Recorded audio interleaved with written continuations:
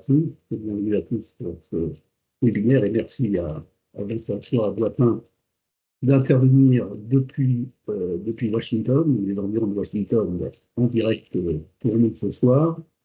Donc, cette réunion ce soir, on inaugure en fait une nouvelle série de réunions, de webinaires qui souhaite consacrer aux grandes questions de commerce international, dans le cadre de la fabrique de l'exportation. Donc, la fabrique de l'exportation, comme vous le savez, existe depuis 10 ans environ et a jusqu'à présent beaucoup travaillé et va continuer à travailler beaucoup sur tous les thèmes d'aide au développement international des entreprises françaises, que ce soit sous forme d'exploitation, sous forme d'importation à l'étranger, quels soient les meilleurs moyens pour tirer les meilleures parties possibles des marchés internationaux. Mais il nous a semblé aussi utile de compléter cela par une réflexion plus générale sur le commerce international, ça nous emploie nous a rejoint aussi, parce que cette thématique en fait, du commerce international devient depuis quelque temps, et ça ne fait que se conforter, une thématique de plus en plus politique, alors qu'à présent c'était plutôt un thème qui faisait l'objet d'un assez large consensus et qui était surtout un débat d'experts. On voit aujourd'hui que ce soit les relations avec la Chine, la question du protectionnisme, la question des accords de libre-échange,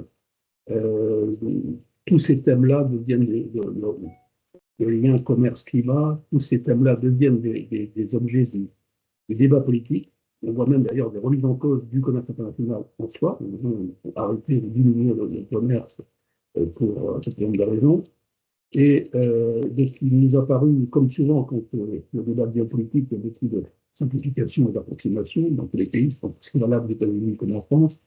Et on nous a semblé utile d'avoir vraiment un débat un peu plus de rigueur, fondé sur des analyses plus approfondies, pour essayer de voir effectivement qu'on peut tenter de tout ça. Et un des premiers thèmes qui nous a paru utile de traiter, c'est le thème de la politique commerciale américaine, pour des raisons évidentes. D'abord parce que, évidemment, les États-Unis sont toujours quand même la première puissance économique mondiale, et que donc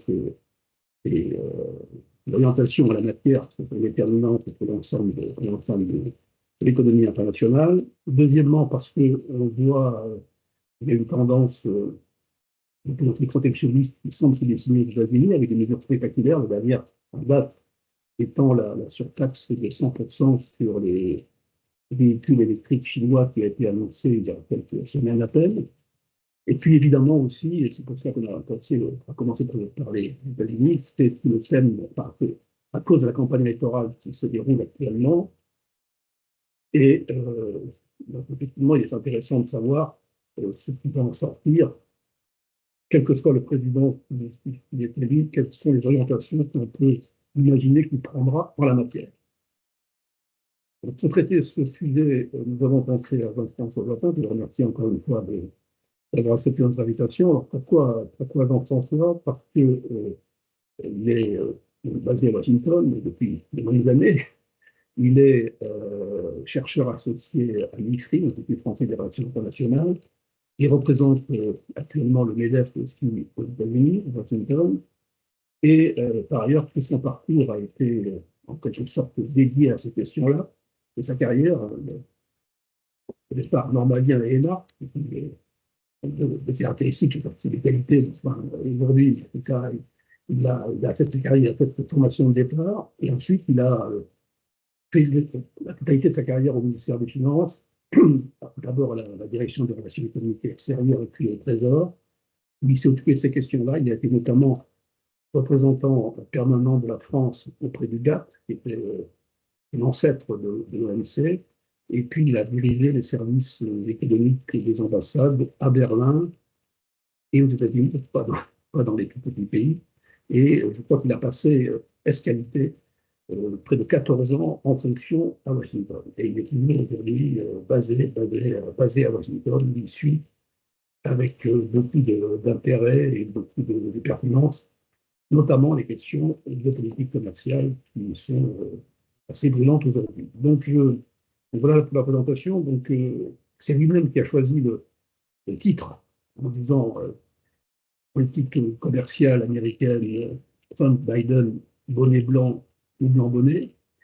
Donc, ça situe bien, je crois, le sujet. Et donc, je passe la parole à Jean-François pour qu'il nous présente un petit peu cette situation telle qu'il la voit aujourd'hui et telle qu'on peut l'imaginer pour demain. Et puis ensuite, évidemment, on fera la séquence habituelle de questions-réponses. Jean-François, c'est à toi et merci encore pour ta participation.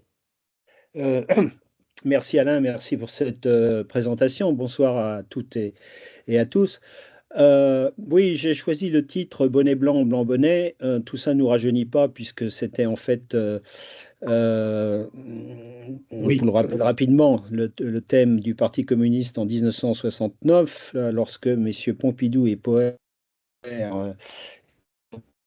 présidence, mais en réalité, c'est parce que après maintenant près de 4 ans de politique commerciale Biden, si on fait la comparaison avec les 4 ans de politique commerciale Trump qui ont précédé, euh, euh, il n'est pas complètement évident de voir la différence, même s'il y en a. On reviendra sans doute là-dessus, en particulier en ce qui concerne les relations avec l'Union européenne.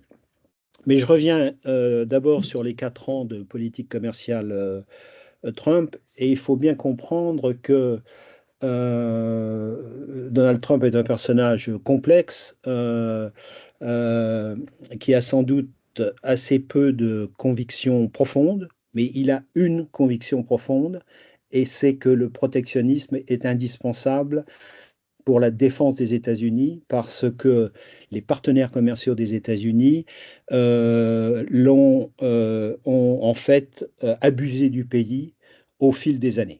Une de ses premières manifestations politiques, alors qu'il était essentiellement promoteur immobilier à New York à l'époque, c'est l'achat pour 100 000 dollars en 78 de pages de publicité dans le New York Times, le Washington Post, le Boston Globe, pour expliquer que les partenaires commerciaux des États-Unis, qui profitent déjà un thème à l'époque de la défense américaine, sont là pour voler le pays avec leurs surplus commerciaux qui leur permettent ensuite d'investir et d'acheter l'immobilier américain. Donc c'est un thème qui a précédé de très loin son introduction dans la vie politique proprement dite.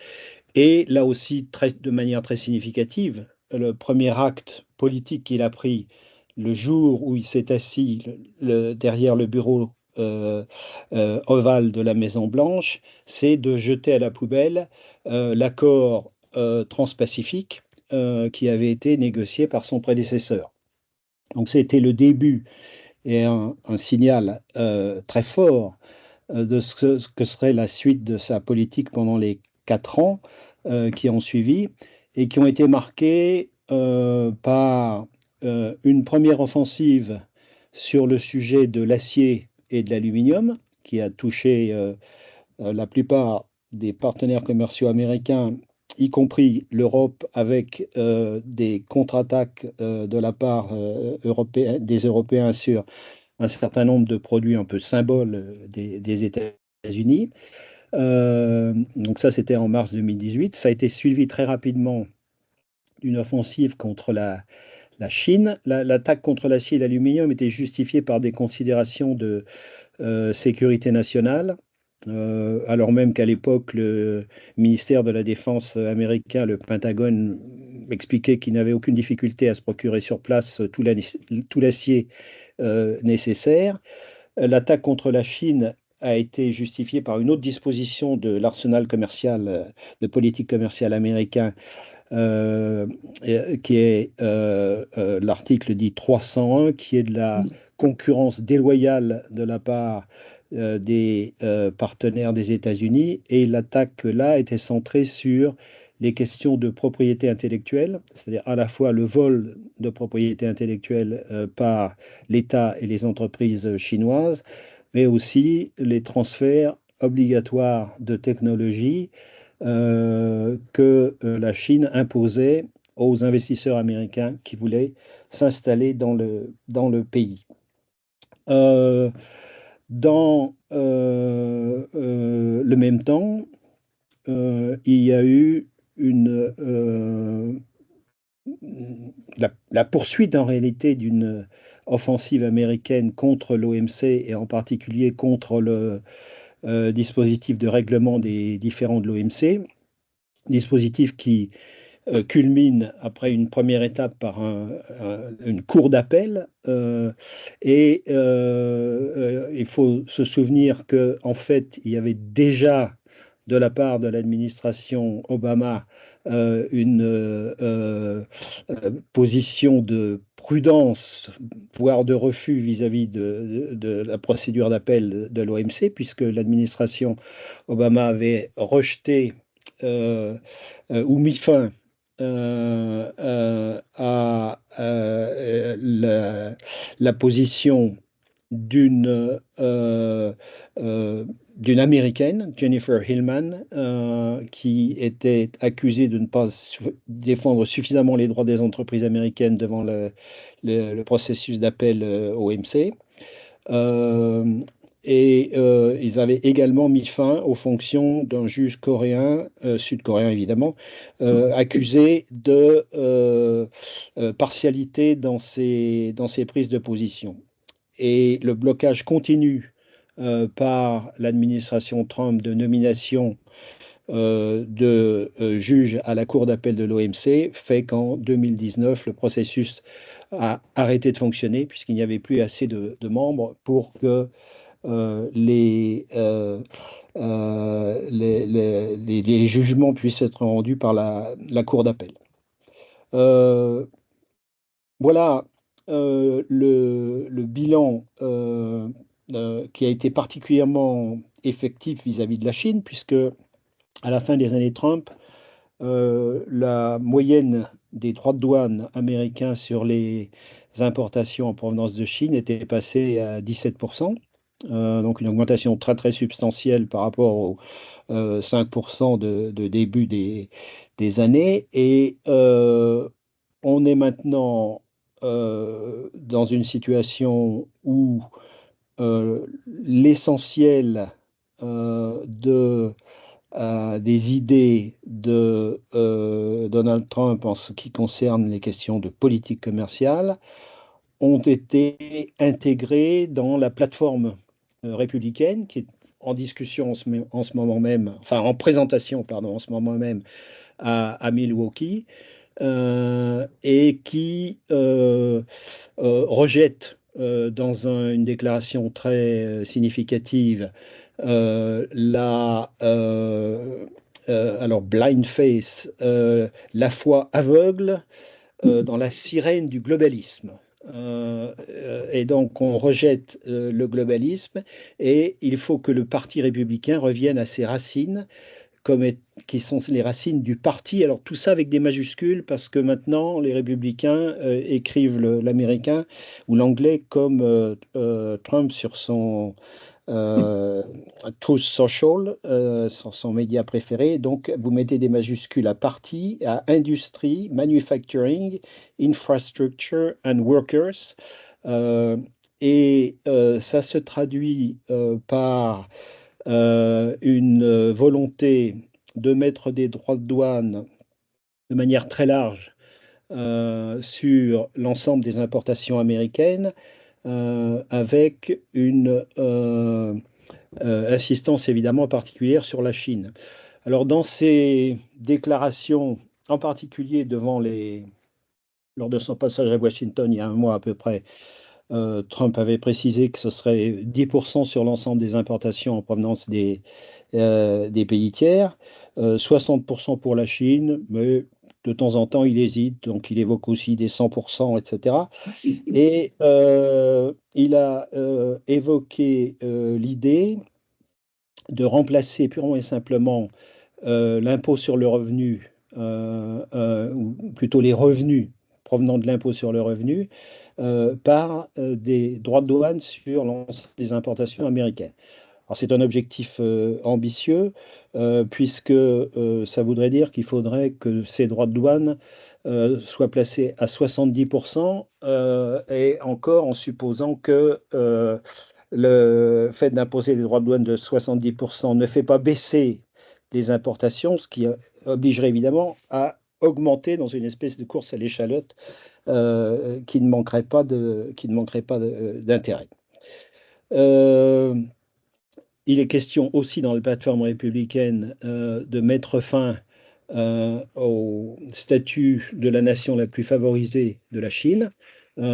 Techniquement, ça veut dire que les États-Unis seraient dispensés de respecter les clauses tarifaires de l'OMC, ce qui est un saut un petit peu plus marqué que ce qui est le cas aujourd'hui, mais en fait, on est déjà dans une situation dans laquelle les États-Unis se dispensent des obligations de l'OMC vis-à-vis de la Chine.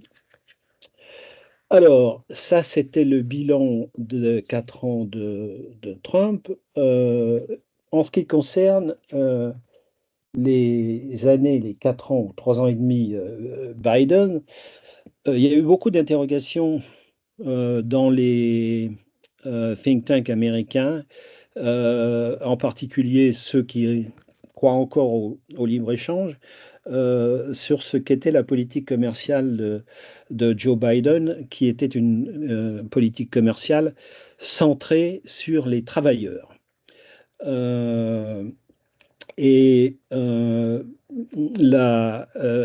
Catherine Tai, qui est la responsable des négociations commerciales USTR à Washington, a essayé en fait de répondre à cette question dans une tribune publiée par le Financial Times en mai dernier, qu'il est intéressant de lire. C'est un texte assez court, parce que c'est fondamentalement le même rejet du globalisme que celui qui est affiché maintenant par la plateforme républicaine. Il faut mettre fin aux erreurs des dernières décennies, où en gros les États-Unis ont laissé leurs entreprises délocalisées, et il faut revenir à des politiques qui favorisent la production aux États-Unis. Alors tout ça, c'est en partie une ligne qui est la conséquence en fait de ce qu'on appelle le choc chinois du début des années 2000, qui s'est traduit effectivement, selon des analyses d'économistes du MIT, David Author en particulier, par la perte de dizaines de milliers d'emplois dans les États du Sud, en particulier dans des industries traditionnelles, entre guillemets, comme textile, production de meubles, etc. Et donc, il faut revenir à une politique centrée sur les travailleurs. Et ce qui, au cours de ces 4 dernières années, s'est traduit par l'absence de conclusion d'accords commerciaux significatifs, ou même d'accords commerciaux tout court. Ça s'est traduit par une attitude encore plus agressive vis-à-vis de la Chine. Ça s'est traduit aussi par une marche arrière assez intéressante sur les questions de politique commerciale numérique. Et je vais revenir très rapidement sur ces 3 dossiers. Absence de conclusion d'accords commerciaux. Les États-Unis avaient lancé l'idée d'un accord relativement ambitieux dit IPEF, pour Indo-Pacific Economic Framework, qui avait plusieurs piliers, dont un pilier commercial. Ce pilier commercial a été abandonné purement et simplement l'année dernière, simplement par peur qu'il apparaisse comme un substitut à l'accord transpacifique qui avait été, donc, comme je l'ai dit tout à l'heure, rejeté par Trump. Et donc, ce volet commercial est passé purement et simplement à la trappe, ce qui, quelque part, handicape les États-Unis dans leur recherche de partenaires dans la zone Asie-Pacifique pour contrer la Chine. En ce qui concerne l'agressivité vis-à-vis de la Chine, on l'a vu très récemment, début juin, avec la reprise, en fait, de la procédure 301 qui avait été mise en place par Trump. Donc les droits de douane imposés à la Chine, critiqués par beaucoup d'entreprises à travers les États-Unis, parce qu'évidemment, elles renchérissent leurs coûts, ont été maintenus malgré les demandes venant des industries, des associations de consommateurs, etc., par l'administration Biden. Les équipes de Biden ont remis une couche avec une série d'augmentations de droits de douane, dont certaines, en particulier celles sur l'acier et l'aluminium, sont purement symboliques, puisqu'il n'y a pratiquement pas d'acier chinois qui rentre aux États-Unis, et dont d'autres ont des motivations plus stratégiques. C'est celles qui visent en particulier les semi-conducteurs, les cellules solaires, les produits médicaux. Et ça, c'est un résultat de ce qui a été relevé pendant l'épisode Covid, avec le manque de produits nécessaires, masques, etc.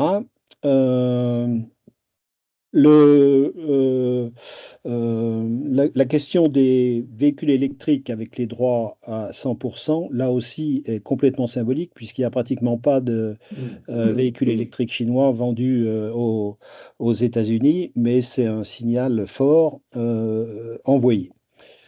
Alors, en ce qui concerne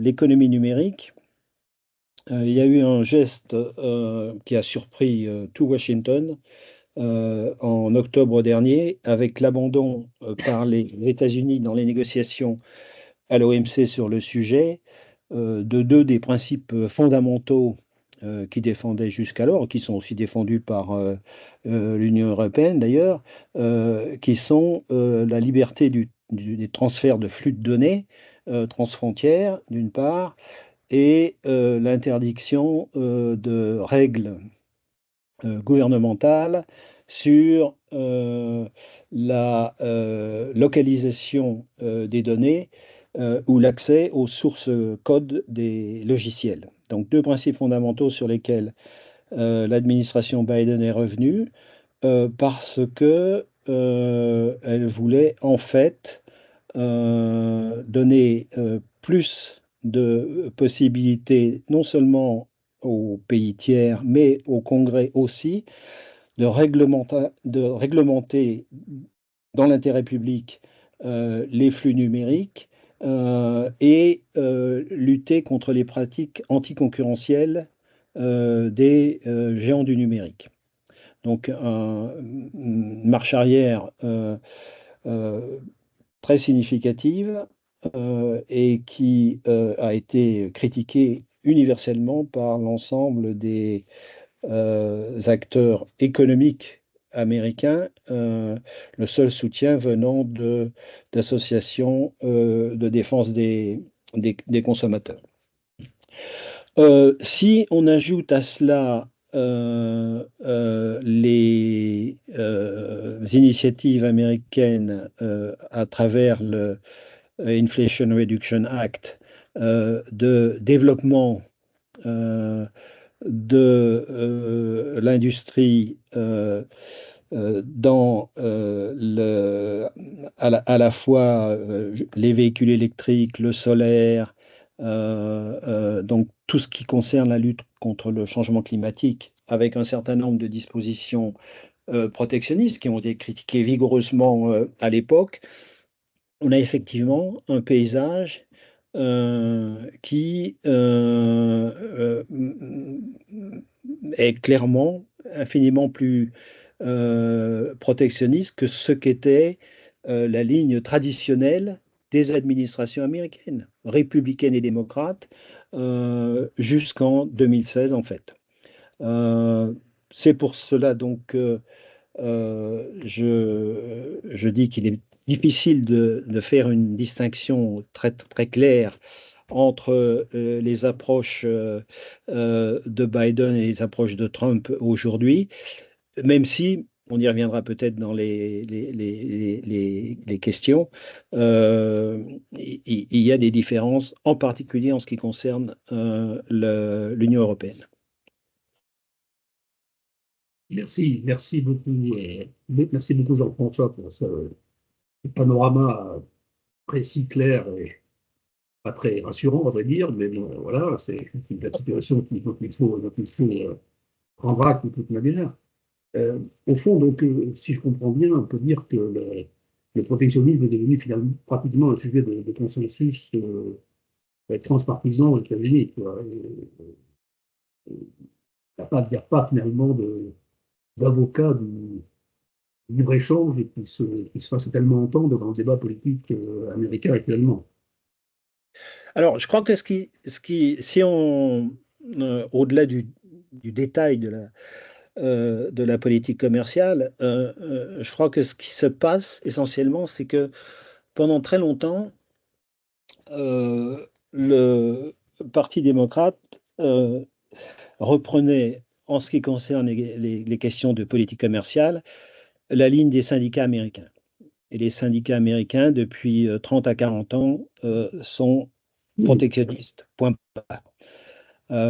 Donc, les accords commerciaux qui ont été passés sous Bill Clinton, par exemple, ont été passés avec de fortes réticences des élus démocrates qui relayaient, sans se poser de questions, les positions des syndicats. Ce qui se passe aujourd'hui, c'est que le Parti républicain, qui a eu en particulier sous Reagan et au moment où il y avait les menaces japonaises, entre guillemets, des petits écarts protectionnistes, c'était fondamentalement le parti du libre-échange et le parti du capitalisme et de la libre entreprise. D'ailleurs, c'est assez significatif que après la nomination de Vance hier au poste de vice-président candidat vice-président par Trump, des élus républicains qui sont assez inquiets par cette nomination essayent de rappeler que America First, donc le slogan de Trump, c'est free market et un capitalisme. Et ça, ce n'est plus fondamentalement l'approche du Parti républicain à partir du moment où il s'est rangé aux ordres de Trump et le free market capitalism, ce n'est plus le mot d'ordre du Parti républicain. Donc il y a eu un rapprochement idéologique qui est justifié à la fois par des considérations bassement politiciennes, c'est-à-dire aller chercher le vote de la classe ouvrière dans les États du Midwest américain, mais aussi plus profondément, je crois, par une crainte de la concurrence internationale et de la concurrence en particulier de la Chine, qui est à la fois un concurrent économique, mais aussi un concurrent stratégique. Oui, très clair. Donc, la Chine, c'est un cas particulier, on reviendra certainement. Bon, je pense que les participants souhaitent poser des questions à Jean-François. Donc, Stéphane qui est le premier à lever la main. Vas-y, Stéphane. En fait, j'aurais deux questions, François. Est-ce que, pour la première, est-ce que cette politique protectionniste croissante se traduit, je dirais, comment dire, sur le pouvoir d'achat des consommateurs américains ou pas? Est-ce que ça se traduit sur un renchérissement des coûts pour les entreprises américaines ou pas? Déjà. Et deuxièmement, euh, comment est considérée l'Europe, l'Union européenne dans tout ça? Est-ce on est vraiment un pays tiers ou quand même un peu allié quand même? Un peu. Euh, alors, c'est deux questions très différentes. Donc, la première, en fait, euh, alors euh, pour le coup, l'idéologie trumpienne, euh, ce n'est pas le consommateur américain ni les entreprises américaines importatrices qui payent les droits de douane. Ce sont les entreprises exportatrices et les pays exportateurs. Ça n'a aucun sens, mais de manière regrettable, c'est ce qu'ils croient. Et ce qu'il répète, et ce que ses collaborateurs répètent à tout bout de champ. Alors, en réalité, ce n'est pas le cas. Et même si, en particulier dans la guerre commerciale avec la Chine, il y a un certain nombre de baisses de prix qui ont été consenties par les entreprises chinoises, les droits de douane sont payés par les entreprises importatrices, sont payés par les consommateurs américains.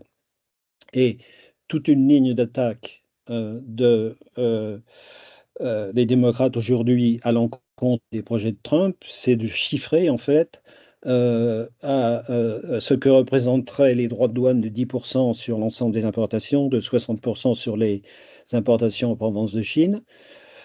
Qu'est-ce que ça représenterait pour les portefeuilles des Américains moyens? Et le chiffre le plus souvent évoqué, c'est de 1700 $ par an. C'est pas rien pour l'américain moyen. Donc ça, c'est une réponse à la première question. La seconde question, c'est que si, en gros, l'approche des deux administrations, Trump et Biden, en matière de politique commerciale en général, sont voisines, en ce qui concerne l'Union européenne, ce n'est pas vraiment le cas. D'abord parce que, euh, de manière générale, la politique commerciale de Trump, c'est une politique d'agression, euh, au motif qu'il a très bien résumé au moment où il a lancé l'offensive contre la Chine, euh, en disant les guerres commerciales sont bonnes et c'est des guerres qu'il est facile de gagner.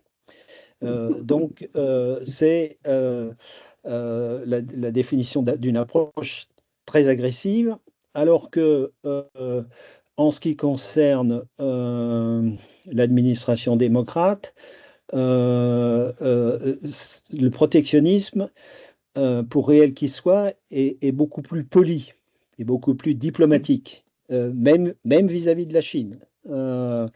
Donc, il y a une différence de ton qui est importante. Et en ce qui concerne l'Union européenne, il y a une différence assez radicale. Il y a eu des tentatives euh, sous l'administration Biden de conclure des accords commerciaux entre les États-Unis et l'Union européenne qui n'ont pas débouché. Euh, Deux accords en particulier sur l'acier et l'aluminium, et un accord sur les minerais critiques qui aurait permis l'importation aux États-Unis.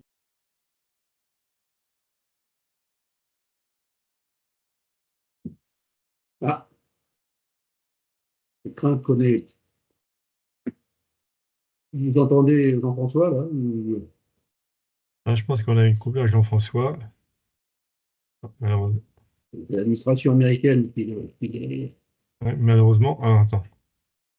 Peut-être euh, ah non, vous avez son téléphone, Oui, parce que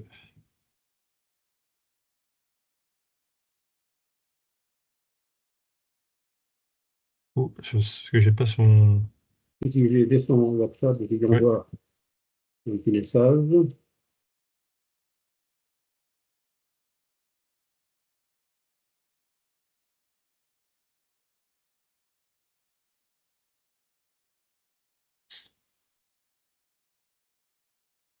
peut-être que Attends, Elon Musk il m'appelle. a Allô? coupé son réseau. Oui, coupure du courant. Ah bon, Ah, sur le courant. tu peux essayer de te reconnecter. Alors, essaye peut-être, Euh, essaye le téléphone portable, essaye, tu cliques sur le lien avec le téléphone portable, ça peut peut-être marcher. hmm. Il y a une coupure de courant, c'est ça? Et c'est ça, coupure du courant. Comme quoi, tout ne marche pas parfaitement aux États-Unis non plus. Donc, Ouais, ouais, en tirer des conséquences de ouais. conclusions hâtives. Mais enfin, oui, et je vois que Serge de Galex a levé la main aussi. Vous avez des questions sur l'ambassadeur, allez-y, on le répercutera à Jean-François Hmm. entre-temps.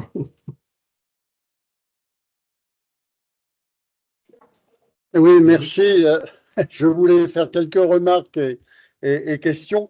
La première, c'est de dire que l'on pourrait peut-être considérer que les décennies que nous venons de connaître sont peut-être une parenthèse dans l'histoire économique des États-Unis, dans la mesure où de l'origine des États-Unis jusqu'aux accords de 1934, les États-Unis ont vécu, quels que soient les partis politiques, bien sûr plus accentués avec les républicains qu'avec les démocrates, mais ont vécu avec un état d'esprit protectionniste.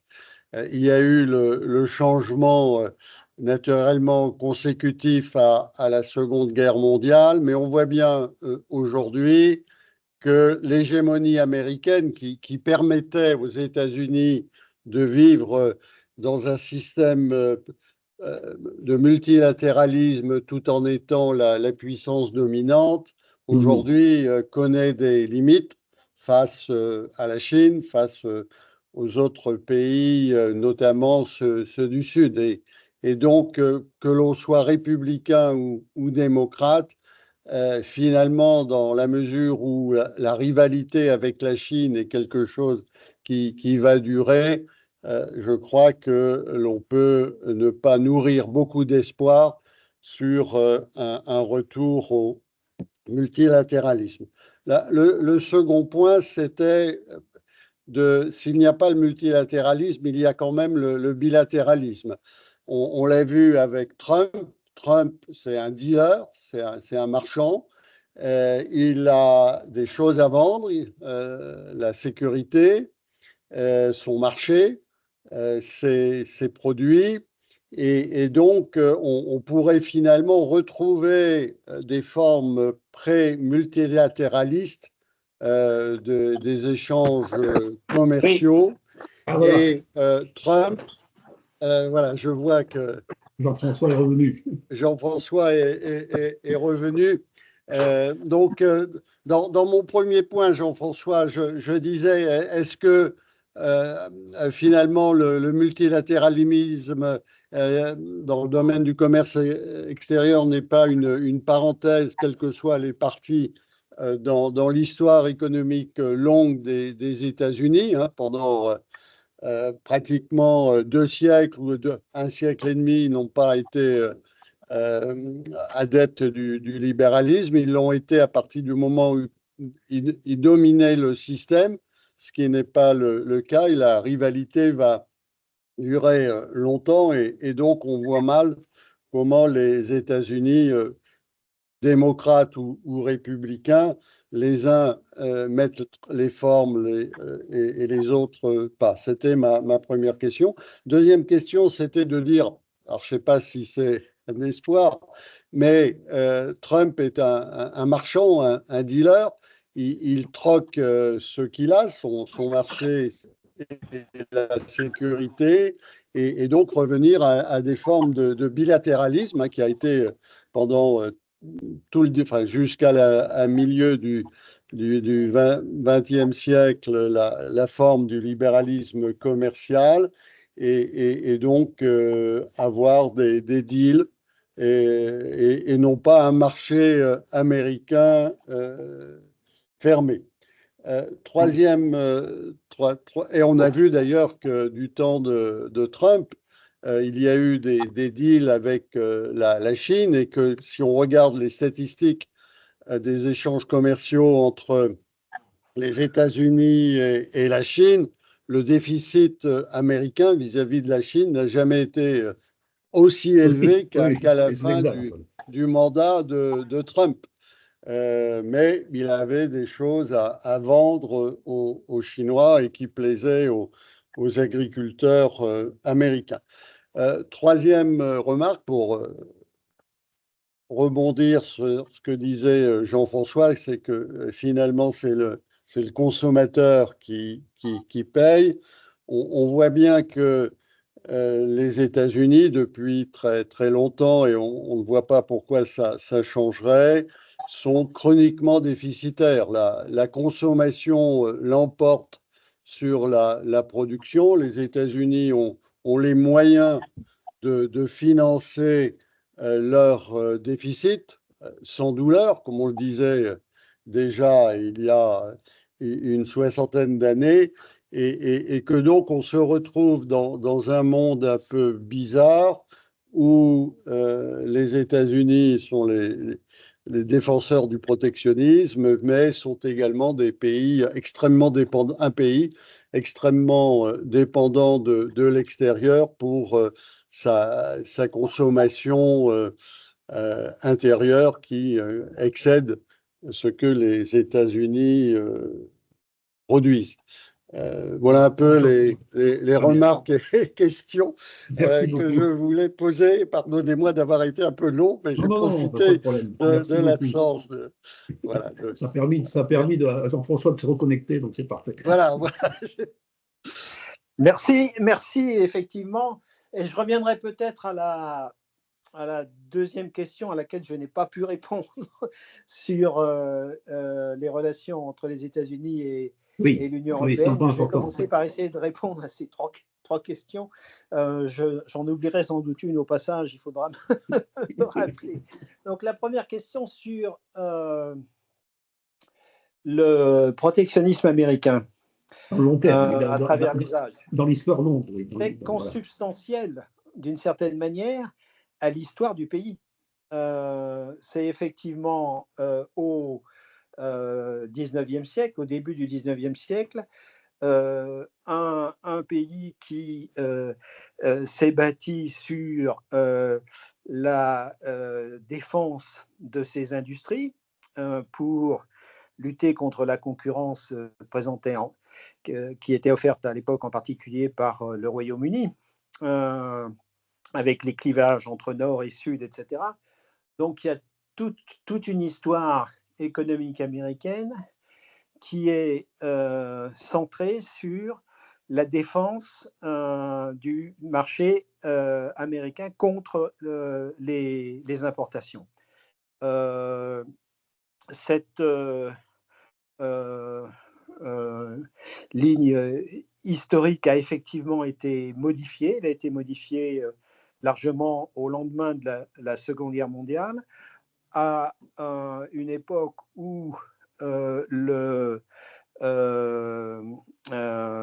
l'économie américaine dominait très largement et avec une certaine indifférence à l'existence ou pas de déficits commerciaux.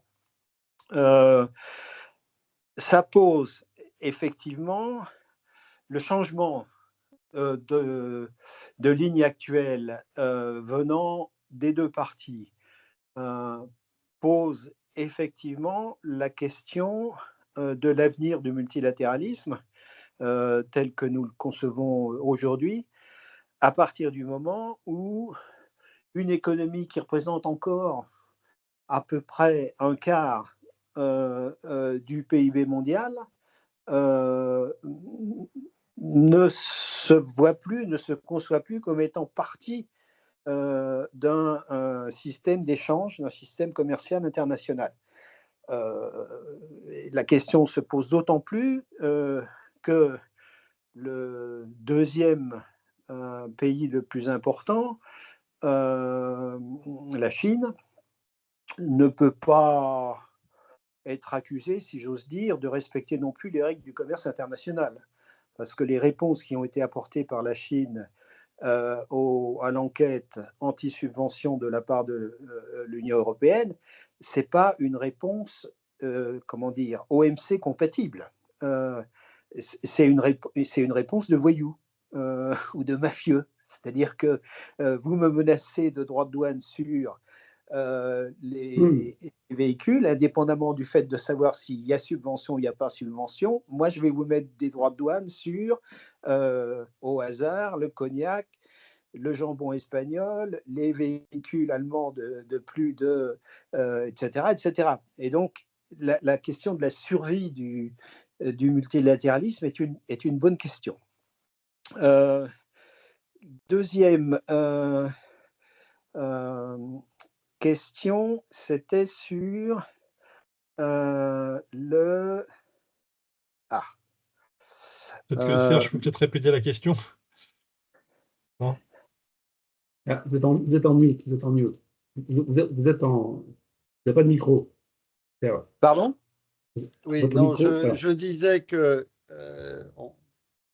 les États-Unis et une grande partie du monde reviendraient finalement à l'ère du bilatéralisme, hein, qui a été jusqu'en 1950 le mode normal, bilatéralisme ou régionalisme, hein, mode normal de régulation des échanges commerciaux.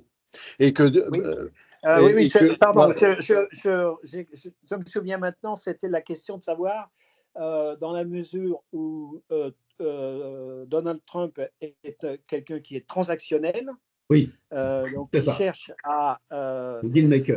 qui est prêt à conclure des accords, en particulier quand il se sent en position de force ou qui pense être en position de force. Ça peut être un substitut, et je pense que c'est une des raisons pour lesquelles les acteurs économiques américains, en tout cas les PDG des grandes entreprises américaines, peuvent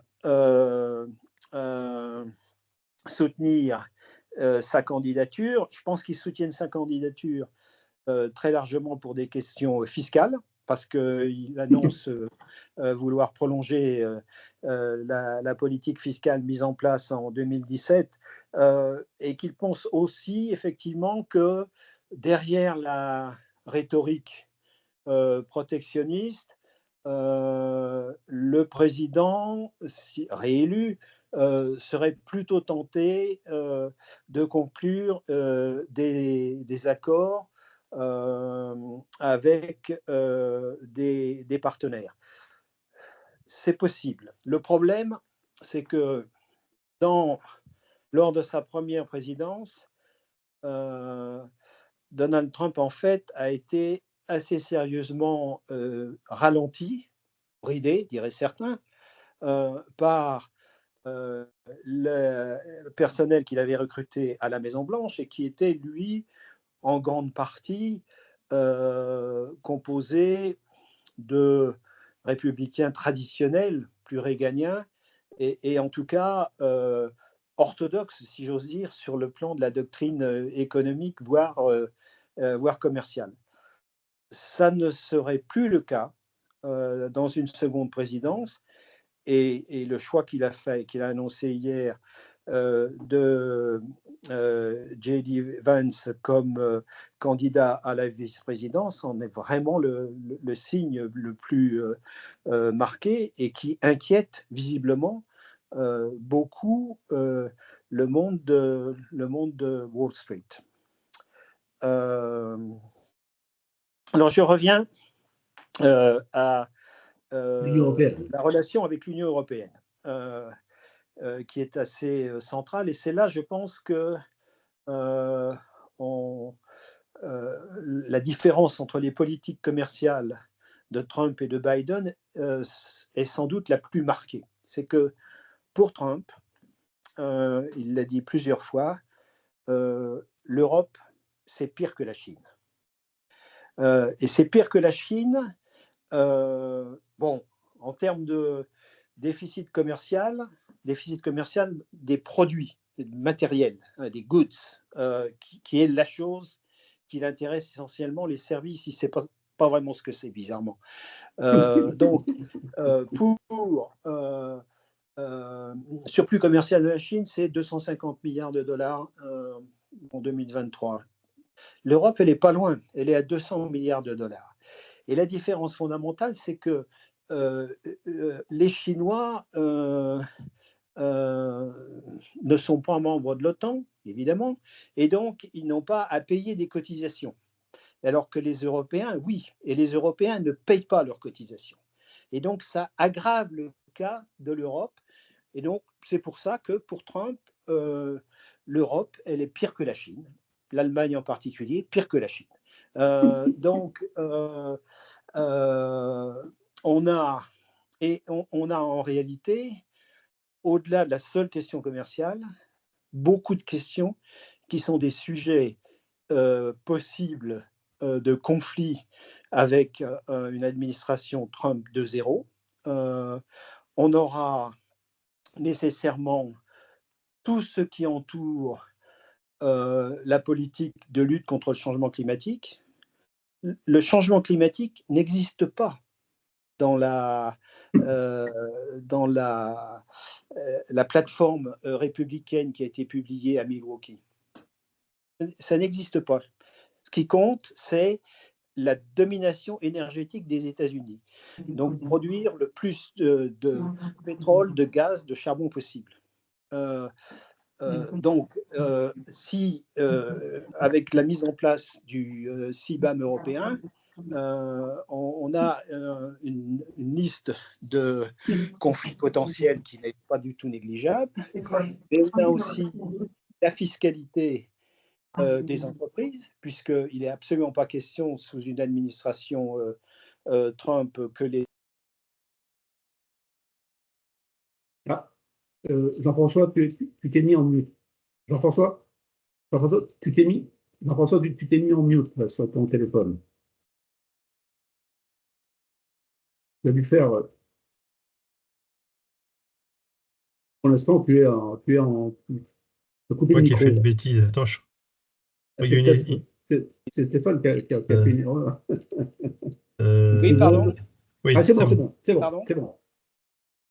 quand ça tu marche. parlais de des questions fiscales, là, que ça s'est interrompu. D'accord, ok. Donc, négociation fiscale OCDE, elle passe à la trappe. De toute façon, le Congrès, la Chambre républicaine y était déjà très opposée. Et tout ce qui concernerait la mise en place d'une fiscalité numérique, qui serait la suite, en quelque sorte, du côté européen ou d'un certain nombre de pays tiers de l'échec des négociations OCDE, ce serait également un sujet de conflit majeur avec une administration Trump. Donc on a effectivement beaucoup de sources de contentieux possibles, alors que la situation avec les équipes Biden s'était très sérieusement améliorée, avec en particulier les accords de trêve conclus sur l'acier et l'aluminium, sur Boeing, même si il n'a pas été possible de conclure des accords en bonne et due forme sur l'acier et l'aluminium ou sur les minerais critiques. Mais ce n'est pas seulement la responsabilité des États-Unis, c'est aussi l'Union européenne qui a pris des positions qui ont compliqué la recherche d'une solution. Et, quelque part, le dialogue sur le commerce et la technologie, le TTC, n'a pas produit de résultats concrets, ce qui est dommage, mais il a permis des échanges, je pense, très significatifs entre les équipes des deux côtés de l'Atlantique sur des sujets d'économie numérique qui sont extraordinairement complexes et sur lesquels le fait qu'on puisse s'entendre sur l'approche, les analyses, les concepts eux-mêmes est important. Très bien, merci beaucoup. Est-ce qu'il y a d'autres questions? Il y a sûrement d'autres questions. Je regarde mon écran. Moi, j'ai une petite question.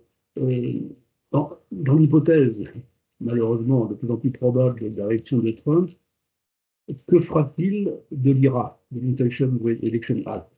Est-ce qu'il va le maintenir? Parce que c'est une mesure, c'est pas une mesure commerciale, mais c'est une mesure qui est fortement protectionniste quand même, par le biais des subventions. Donc, qu'est-ce qu'on peut imaginer là-dessus?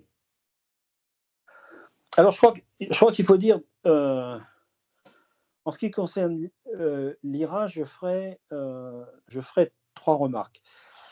D'abord, que ça fasse partie du bilan protectionniste, entre guillemets, de l'administration Biden, c'est clair. Un certain nombre de dispositions qui étaient contenues dans la loi qui étaient clairement un avantage pour les entreprises américaines. Mais il faut voir en contrepartie 2 choses. C'est que c'était la première fois qu'il y avait un engagement massif du côté des États-Unis pour s'engager dans la lutte contre le changement climatique. Et d'autre part, voir aussi que concrètement, les entreprises européennes ont très largement bénéficié des dispositions de l'IRA. Elles sont en réalité parmi les premières bénéficiaires, y compris un certain nombre d'entreprises françaises qui ont investi considérablement dans les énergies vertes aux États-Unis. Comme je l'ai dit tout à l'heure, le changement climatique n'existe même pas, si j'ose dire, dans l'esprit des républicains qui sont réunis à Milwaukee, alors même que la vague de chaleur qui traverse les États-Unis bat des records, etc. Mais il y a une espèce de refus de considérer que le changement climatique est un problème sérieux, et Trump a régulièrement rejeté ça comme étant une fiction, un mensonge, etc. etc. Qu'il supprime la totalité des dispositions de l'IRA, ce n'est pas complètement évident, parce qu'en réalité, ce sont des États républicains qui bénéficient le plus, en fait, des dispositions de soutien aux investissements, en particulier dans les énergies vertes, mais aussi dans les batteries, etc., qu'ils rejettent ou essayent de rejeter les dispositions sur les véhicules électriques, c'est très vraisemblable. D'accord. C'est moins évident qu'ils y réussissent à cause du soutien des élus républicains qui, dans les États, bénéficient de ces dispositions. Oui, et il est clair que dans son esprit, les véhicules électriques, c'est le bain de sang pour l'industrie automobile américaine, le mot qu'il emploie. Et je ne pense pas qu'il fasse machine arrière là-dessus. D'accord. Sarah, tu as une question, je crois. Oui, bonsoir à tous. Merci beaucoup pour cette vision tellement riche et immersive pour nous qui sommes si loin de tout ça, donc c'est très intéressant. Ma question est la suivante, c'est, bon, vous avez beaucoup axé votre propos autour de l'inflation protectionniste, voire isolationniste, notamment depuis la nomination du colistier Vance, mais de manière générale, c'est la logique trumpiste. Ce qui m'interpelle en fait dans votre propos aussi, c'est qu'on a l'impression en fait qu'il n'y a pas du tout de crainte de la part de Trump et de manière générale des gouvernants américains de mesures de rétorsion ou de représailles en fait de la part des Chinois ou de l'Europe par rapport à ça. Alors même que on voit bien aussi que Trump veut énormément axer sur la production américaine. Alors, est-ce que c'est un excès de confiance en se disant ils ont une telle surproduction énergétique que dans tous les cas, on ne pourra pas se passer d'eux et qu'au niveau des exportations, ils n'auront pas de sujet? Mais c'est vrai que je suis frappée sur on comprend bien la logique protectionniste et isolationniste, mais ça veut dire que finalement, ils font fi des mesures de rétorsion qu'il pourrait y avoir en face et sur leurs exportations, ils n'ont aucune crainte qu'il y ait de répercussions. Oui, alors, je pense que il y a sans doute deux niveaux. C'est une très bonne question. Je pense qu'il y a deux niveaux de réponse. Au niveau du candidat Trump, mais de ce qu'était aussi déjà le président Trump, il y a cette conviction, et là c'est compliqué parce qu'il y a un côté complètement irrationnel là-dedans. Dire que les droits de douane sont payés par les pays exportateurs, c'est absurde. Mais il y croit, et autour de lui, apparemment, de plus en plus de gens y croient. Cela dit, tous des économistes un peu plus rationnels, etc., intègrent dans leurs calculs le fait qu'il y aura forcément des rétorsions de la part des pays partenaires. Et donc, quelque part, l'idée qu'on puisse alimenter le budget américain par les seuls droits de douane, c'était sans doute une bonne idée au début du 19e siècle. C'est comme ça que ça fonctionnait. Il n'y avait pas d'impôt sur le revenu. Mais ce sera un peu plus compliqué en 2024, 2025, etc. Et il y a effectivement beaucoup de gens qui redoutent en réalité que la politique économique qui est aujourd'hui affichée par Trump pose très très rapidement des problèmes très très sérieux de finances publiques, avec une aggravation des déficits et une explosion de la dette américaine, qui est déjà la plus élevée qu'elle a jamais été. Donc, il y a une véritable interrogation là-dessus. Je pense que, en ce qui concerne la Chine, ça l'exemple, on a vu comment ça a fonctionné, c'est-à-dire que la Chine a répliqué, l'Union européenne a répliqué dans la bataille sur l'acier et l'aluminium, et elle devra faire de même. Et les pays tiers feront de même. Et donc, il y a effectivement un risque d'explosion de guerre commerciale qui est, je pense, évident pour un grand nombre de gens, mais qui n'inquiète pas le candidat Trump, parce que, comme je l'ai dit tout à l'heure, sa devise, c'était, il y a 6 ans de ça, Trade wars are good and are easy to win. Donc, si vous partez de ce principe, vous pouvez tout vous permettre. C'est pas comme ça que ça va marcher, c'est clair. Merci beaucoup. C'est donc une très bonne question. Exactement. Oui, Stéphane, vous voulez poser une question, peut-être la dernière, parce qu'il est déjà 15. Oui, et c'est ma deuxième ou ma troisième.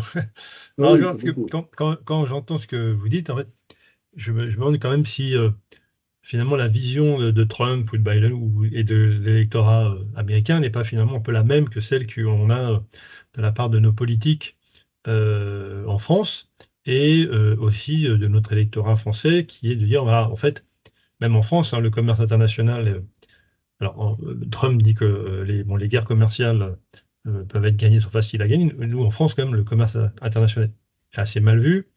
Nos politiques parlent aussi de protectionnisme et parlent du principe que, en fait, on peut s'autosuffire. Alors, les Américains, en étant un marché beaucoup plus gros, j'ai l'impression qu'ils pensent aussi que finalement, ils peuvent s'autosuffire. Ah, mais est-ce que finalement, on n'est pas dans un. Enfin, ce qui se passe aux États-Unis n'est quand même pas identique à ce qui se passe en fait en France quand on voit la place la place du commerce, le peu de place du commerce international dans nos échanges politiques. Et quand on en parle, finalement, c'est pour dire qu'on va également finalement se protéger. Alors que paradoxalement, il y a quelque part, on n'arrête pas de dire qu'il faut attirer les investisseurs étrangers en France. Mais en même temps, tous les discours, c'est protectionnisme, protectionnisme. Un point de vue, voilà. Oui, Après, non, donc, non, on est assez proche finalement. Voilà. très bonne question, je pense, et je crois qu'on peut faire effectivement des comparaisons. C'est-à-dire que il y a en France, comme aux États-Unis, sans doute, un clivage métropole, campagne. Campagne et ville moyenne, etc. Et il y a sans doute l'équivalent. Alors, on n'a pas le même, la même formule qui, en plus, symbolise très bien les difficultés rencontrées aux États-Unis du China Shock.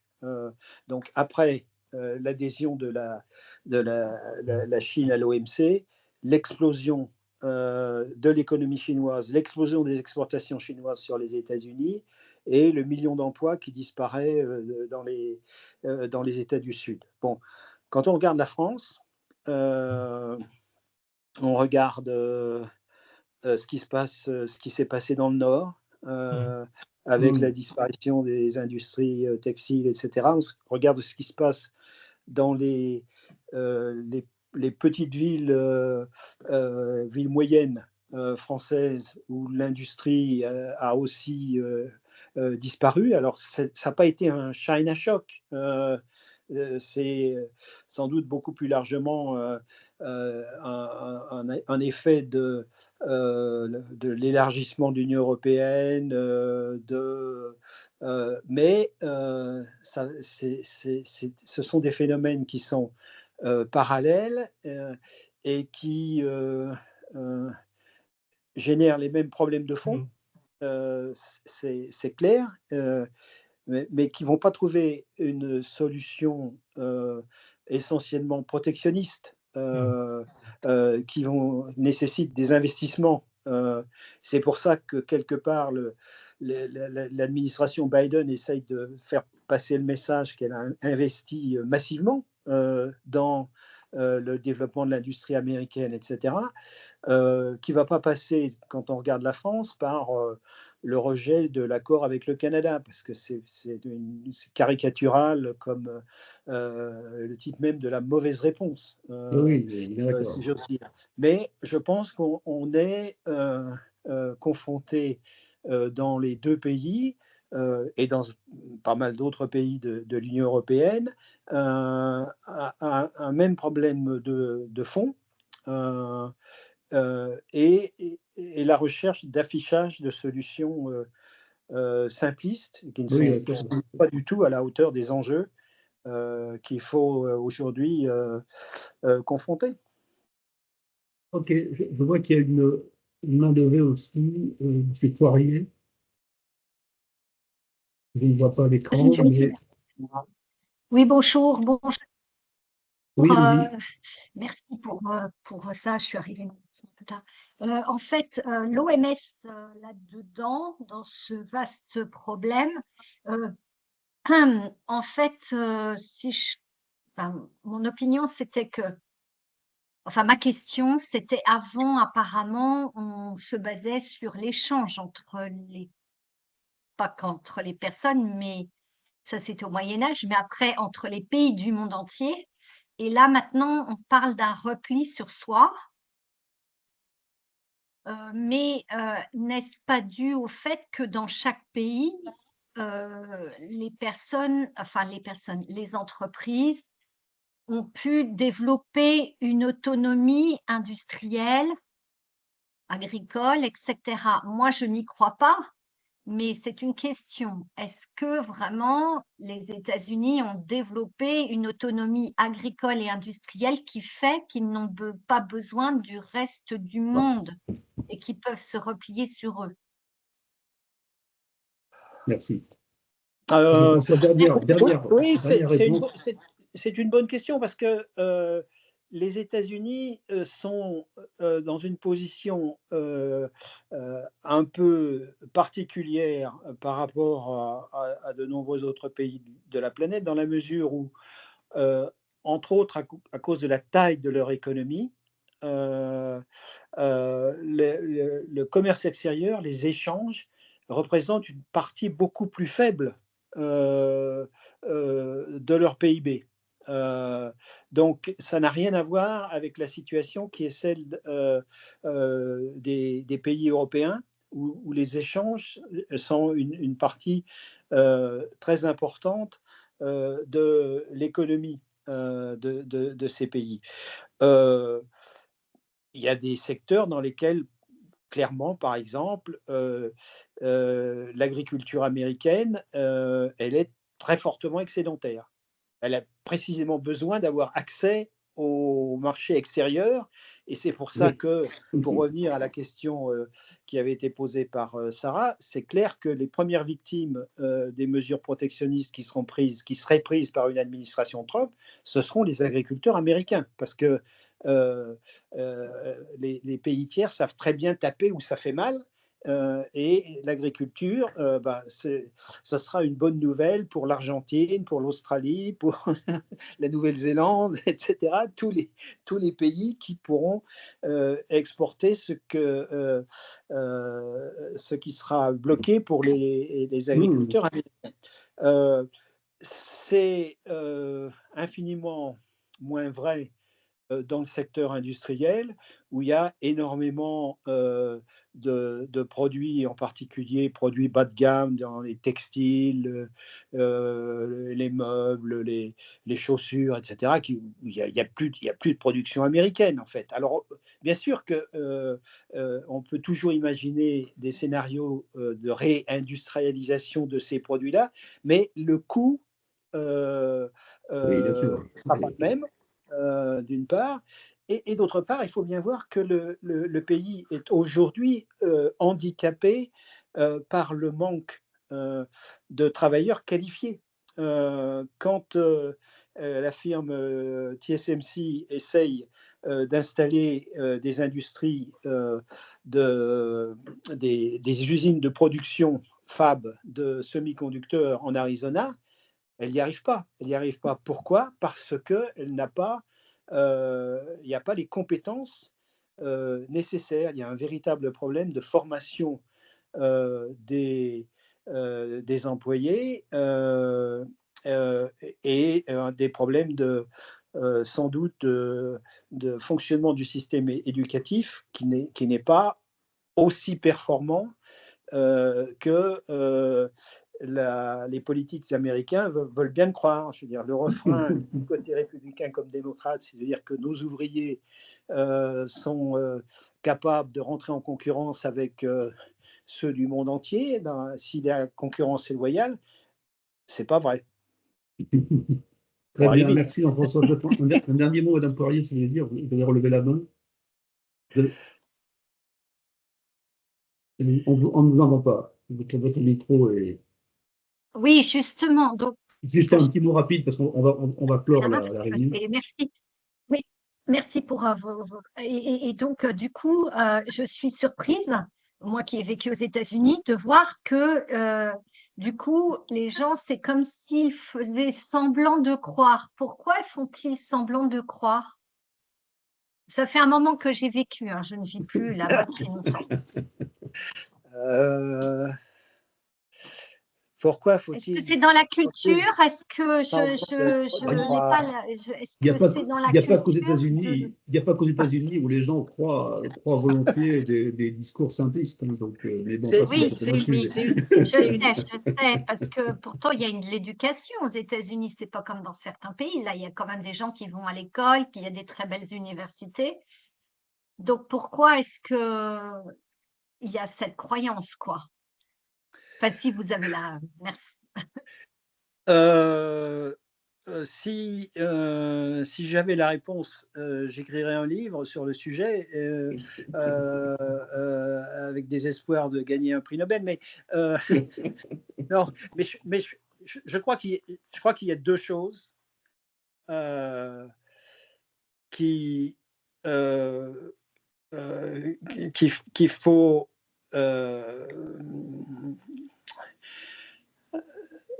pour répondre à cette question, je pense qu'il faut regarder deux choses. Il y a d'abord une tendance de long terme, et c'est le phénomène que j'appelle le phénomène Barnum, c'est-à-dire la capacité à collectivement s'accrocher à un mythe, et je pense que c'est un phénomène qu'on voit à travers l'histoire américaine, qu'on a vu au moment des campagnes anti-alcoolisme, etc. Bon, il y a une espèce de vague qui traverse le pays.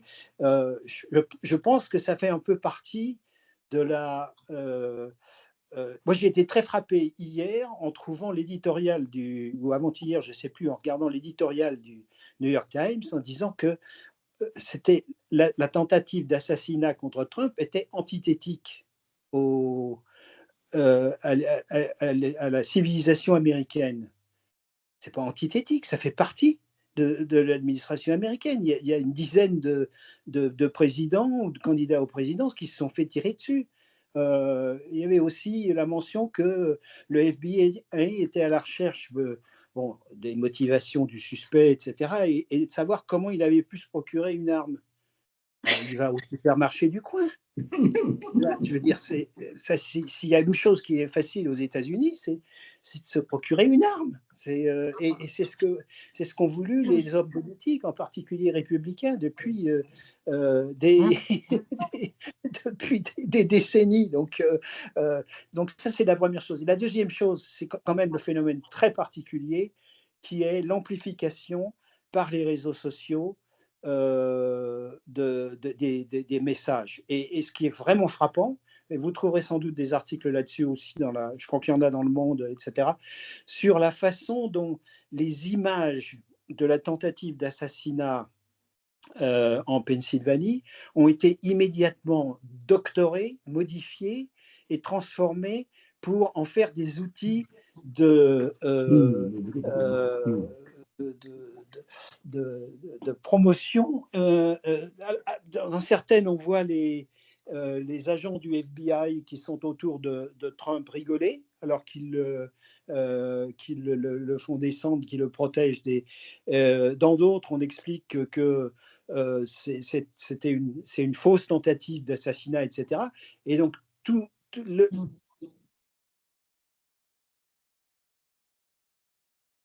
Ah, il y a un petit problème. Il y a encore. Américaine, c'est aggravé par les médias sociaux de manière oui, exponentielle. Voilà. Très bien. Merci. Juste j'ai vu qu'il y a une main levée encore, vraiment la dernière du dernier. En fait, c'était aussi un commentaire, je crois, de Daphné Vergeot, qui disait que les Américains vivent dans un enfer et croient vivre au paradis, alors que les Français vivent dans un paradis et croient vivre dans un enfer. Voilà, voilà, je me fais le relais du commentaire qui est dans la conversation. Je pense que dans les deux cas, oui. C'est un jugement un peu rapide. Mais... Oui.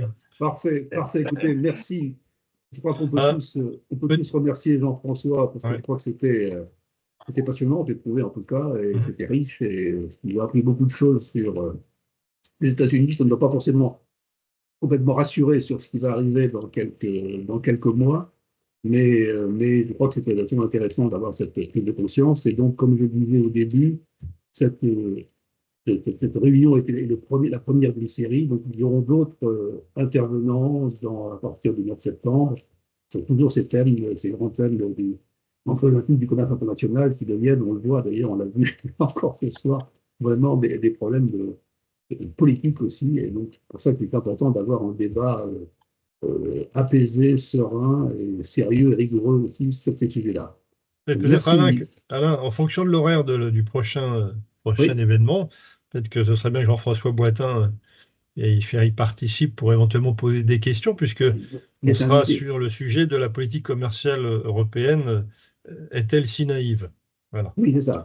Ce sera en principe le prochain sujet avec Jean-Luc Demarty, qui est l'ancien directeur Ah, oui, général très bien. du commerce que tu connais certainement, que tu connais puisque tu connais, Absolument. de la Commission européenne. Donc, c'est en train d'être monté. Voilà. OK. Voilà, écoutez, merci, merci, Bah, écoute, merci encore Jean-François et merci à toutes et à tous pour votre participation. bah, Merci. merci de votre attention, de vos échanges. Et puis, effectivement, on a un vrai problème de politique commerciale européenne. Donc, je participerai volontiers à votre prochaine rencontre. Bon, c'est un bon teasing, pour la prochaine rencontre. Merci. OK. Merci, au revoir, bonne soirée à Merci. tous. Pas à tous. Ciao, ciao. Merci beaucoup.